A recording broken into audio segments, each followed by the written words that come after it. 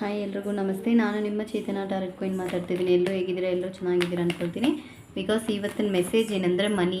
Because ಯಾರಿಗಾನ ನೀವು finance ಕೊಟ್ಟಿರೋದು ಬರೆದಿರೋದು blockages ಈ ಥರ ಏನೇನೋ ಇದ್ದರೆ ಈ ಟೈಮಲ್ಲಿ ಅದು ಬರುತ್ತಾ, ಮೋಸ್ಟ್ಲಿ ಈ ವೀಕ್ ಒಳಗಡೆ ನಿಮಗೆ ಆ ಫಿನಾನ್ಸ್ ಬರುತ್ತಾ ಬರಲ್ವ ಅಂತ ತಿಳ್ಕೊಳ್ಳಿಕ್ಕೆ ಕಾರ್ಡ್ ಜೊತೆ ಎನರ್ಜಿ ಕನೆಕ್ಟ್ ಆಗೋಕ್ಕೆ ಮನಿ ಅಂತ ಟೈಪ್ ಮಾಡಿ.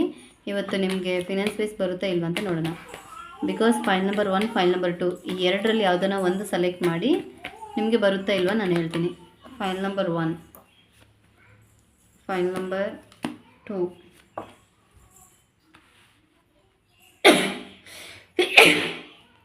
File number 1. ಕರೆಂಟ್ ಸಿಚುವೇಶನ್ ನೀವು ಕೊಟ್ಟಿರೋ ದುಡ್ಡಾಗಿರ್ಬೋದು, ನಿಮ್ಗೆ ಬರಬೇಕಾಗಿರೋ ದುಡ್ಡಾಗಿರ್ಬೋದು, ಈ ಟೈಮಲ್ಲಿ ಬರೋ ಚಾನ್ಸಸ್ ಇಲ್ಲ.